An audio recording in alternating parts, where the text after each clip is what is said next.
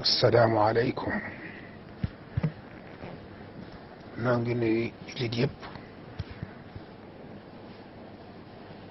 di ci xaasal sëriñ daara yëpp ak soxna daara yëpp di sàkku ci ñoom daara ju ci ne jàngal soxna Mariama Ñas moom Cheikh Ibrahim Ñas mi nga xam ne wuy ji na boromam te liggéeyal alquran liggéey boo xam ne Sénégal gépp mën nañ koo seere kon mboolem ñi bokkal tool bi di daaray alquran yi ci Sénégal yëpp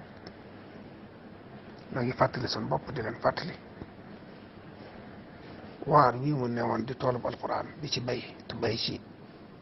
mbay nu rafet boo xam ne ràññeeku na lool ba jullit yëpp seere ko bu demee boo ci liggéey bay wuy ji boromam war naa am limu kaamil yoo xam ne ku deful ne moom rek war aw doo ko am kon nag ñëpp maa si jàngalu kaamil yu bare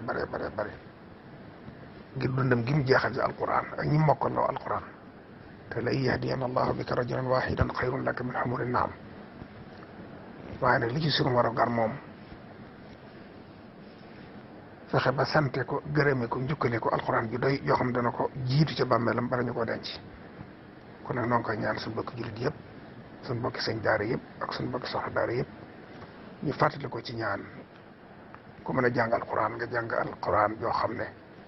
da nga koy ber jàng ko yow képp yow dongab daara bi wala yow sëñ daara bi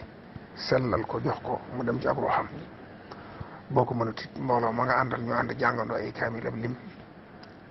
ñaanal ko mu dem ci ak ruuxam ku mënul loolu itam nga jàng ab lim ci suratul ixlaas salaatu ala nabi lu waay man ci lu baax rek nga liggéey na lislaam loo xam ne war nañoo taxaw fàttaliku ko